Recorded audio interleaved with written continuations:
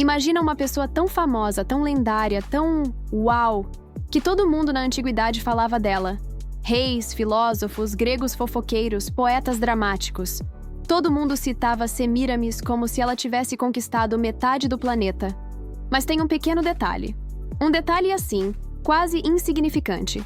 Ela nunca existiu. Pois é.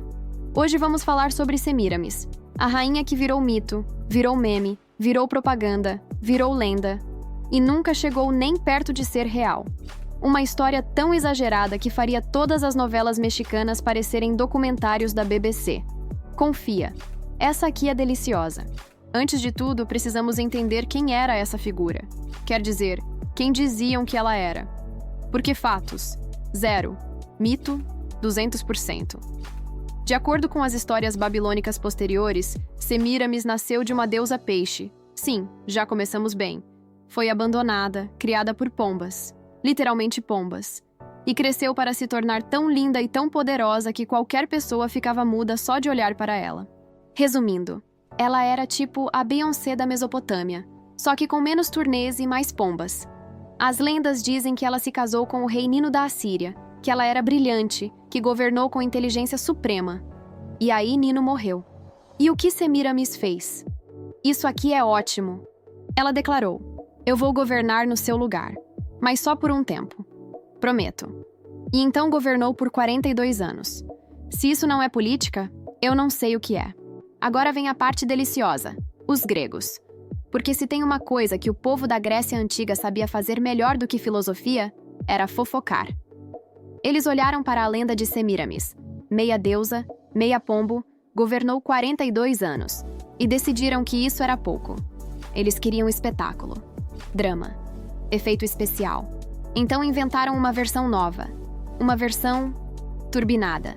Segundo autores como Diodoro da Sicília, Semíramis conquistou a Assíria inteira, invadiu a Pérsia, construiu muralhas gigantes, reconstruiu Babilônia, criou jardins absurdos e quase derrotou a Índia inteira. Tudo isso, enquanto ainda encontrava tempo para ser bonita, sedutora e estrategista militar. Uma mistura de Cleópatra, Paios Mulher Maravilha, Paios e Napoleão com TPM. E claro, os gregos não resistiram a jogar um toquezinho de moralismo antigo em cima. Eles adoravam criar mulheres perigosas para ensinar lições morais. Então transformaram Semíramis numa espécie de vilã sexy que conquistava reinos e homens com a mesma facilidade. E o melhor, eles diziam que ela tinha uma habilidade especial, conseguir tudo o que queria, porque ninguém conseguia dizer não para ela. Basicamente, Semíramis virou o equivalente antigo de um boss final, de RPG, com todos os atributos no nível 99. E para fechar, vem a cereja do bolo. Os gregos acreditavam tanto nessas histórias que começaram a dizer que qualquer obra grandiosa no Oriente Médio Antigo, qualquer muro, canal, pirâmide, portão, jardim, é da Semíramis. Mas isso aqui é do século errado. Não importa. Foi ela. Virou meme arqueológico. A partir daí, Semíramis virou a mulher que fez tudo. Tudo mesmo. Se hoje alguém tentar dizer que ela inventou o Wi-Fi, honestamente, estaria apenas continuando a tradição. Agora vamos ao que interessa. Semíramis existiu mesmo? E a resposta histórica oficial, revisada por arqueólogos, linguistas, especialistas em assiriologia e aquele professor chato que corrige até vírgula é... não. 0. Absolutamente nada. Não existe. Inscrição com o nome dela, documento administrativo, lista real, selo, estátua, contrato, recibo de compra do reino, absolutamente nada que prove sua existência. Semíramis é tipo aquele personagem da internet que todo mundo conhece, comenta, discute, mas ninguém nunca viu ao vivo. Porém, existe uma hipótese séria, e aqui fica realmente interessante. Os historiadores acreditam que as lendas de Semíramis surgiram inspiradas em outra figura, essa sim real. Shamash, uma rainha assíria que viveu no século 9 a.C. Shamash, esposa de Adad-Nirari III, governou por um curto período como regente quando o filho ainda era criança, o que já era impressionante para a época. Mas os gregos, ao ouvirem histórias sobre ela, pensaram: uma mulher governando? Vamos multiplicar tudo por 1000, adicionar drama, inventar umas guerras, colocar um escândalo aqui, um dragão acolá e pronto. E assim Shamuramat virou Semiramis. É como pegar uma pessoa normal e transformá-la em personagem de RPG com edição ilimitada. E a parte mais engraçada? Às vezes, os gregos atribuíam a Semiramis feitos ocorridos 2000 anos antes do nascimento dela. E ninguém piscava. Era tipo dizer: quem construiu as pirâmides? Ah, foi a Semiramis.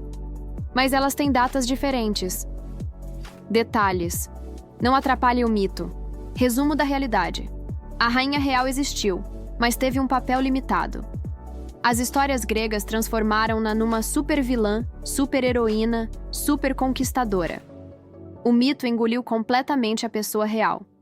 É tipo olhar um quadro de criança rabiscado na geladeira e dizer: claramente isso aqui inspirou a Mona Lisa. Agora começamos a entender como Semiramis virou uma entidade mitológica. Porque uma coisa é inventar uma rainha poderosa, outra é transformá-la na encarnação de todos os medos e fantasias masculinas da antiguidade. E é exatamente isso que aconteceu. Os gregos antigos tinham uma certa dificuldade em aceitar mulheres com poder político. Então, o que eles faziam? Simples.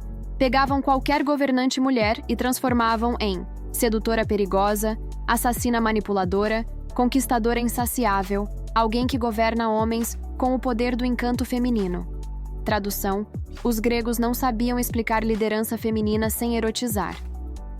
Então Semiramis virou a rainha devoradora de reinos e maridos, uma espécie de femme fatale histórica que eles inventaram só para justificar lições de moral. Era basicamente um conto de advertência. Viu o que acontece quando uma mulher governa? Ela conquista a Índia inteira, vira deusa e governa 42 anos. Que perigo! Sim, eles conseguiam reclamar até de sucesso. Os gregos adoravam culpar tudo no Oriente. Era quase uma mania. Algo é estranho? É coisa de bárbaro. Algo é exagerado? Ah, deve ter acontecido na Assíria. Então, eles pegaram pequenas histórias orientais sobre uma rainha regente real, Shamuramat, e pensaram: vamos aumentar isso 10 vezes, adicionar traições, uns incestos aleatórios, guerras épicas e pronto. E publicaram como se fosse jornal. Cada novo autor aumentava por a história. Diodoro inventa uma coisa, Tesias inventa outra. Heródoto, que já era meio blogueiro, coloca mais um tempero. E pronto. Semiramis virou o monstro sagrado do Oriente. Até o ponto em que historiadores modernos olham para tudo isso e dizem: não tem uma gota de realidade aqui. É propaganda, moralismo, ficção e exagero. Tudo junto, embalado em formato de rainha épica que nem existiu. Depois que os gregos transformaram Semiramis numa mistura de Cleópatra Supremo com o chefe final de God of War, a história dela saiu do controle. Ela virou praticamente um meme da antiguidade. Qualquer construção no Oriente Médio que fosse minimamente impressionante recebia um selo automático: obra da Semiramis. Gigantesco canal na Mesopotâmia? Semiramis. Muralha antiga? Semiramis. Jardins gigantes? Semiramis. Se ela tivesse Instagram, seria tipo: gente, acabei de construir o Tigre e o Eufrates, curtam aí.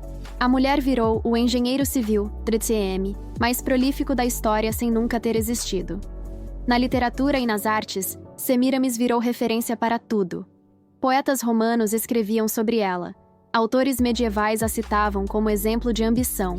Pintores do Renascimento adoravam ilustrá-la como se fosse, sei lá, a chefe final da luxúria e do poder. E o mais engraçado?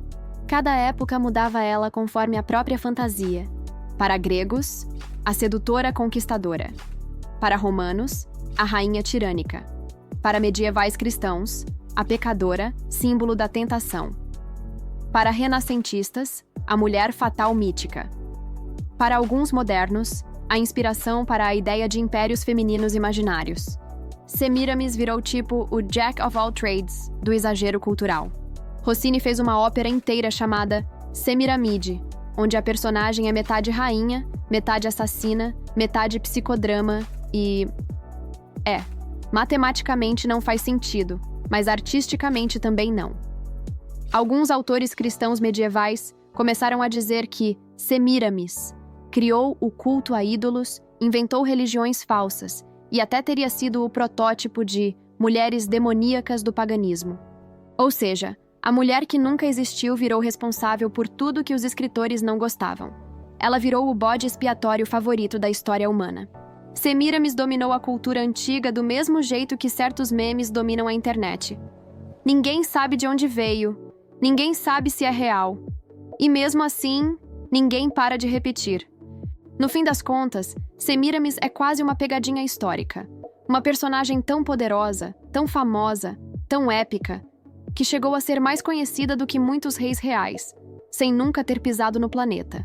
E isso é fascinante, porque Semiramis mostra como mitos podem engolir fatos, propaganda pode virar história, e uma mulher real pode ser transformada numa super-vilã, super-heroína romântica, conquistadora impossível. Tudo ao mesmo tempo. Ela nunca governou a Assíria. Nunca construiu Babilônia. Nunca derrotou a Índia. Nunca inventou templos, muros, pirâmides, canais. Mas, ironicamente, governou a imaginação humana por mais de 2000 anos. E o mais incrível, até hoje, arqueólogos e historiadores têm que repetir. Não, gente, ela não existiu. Nenhum documento. Nada. E as pessoas respondem. Tá, mas e a parte em que ela destrói um exército inteiro sozinha? E a parte das pombas? E a parte da deusa peixe? Semiramis é isso. Uma rainha que nunca reinou. Um mito que nunca morreu.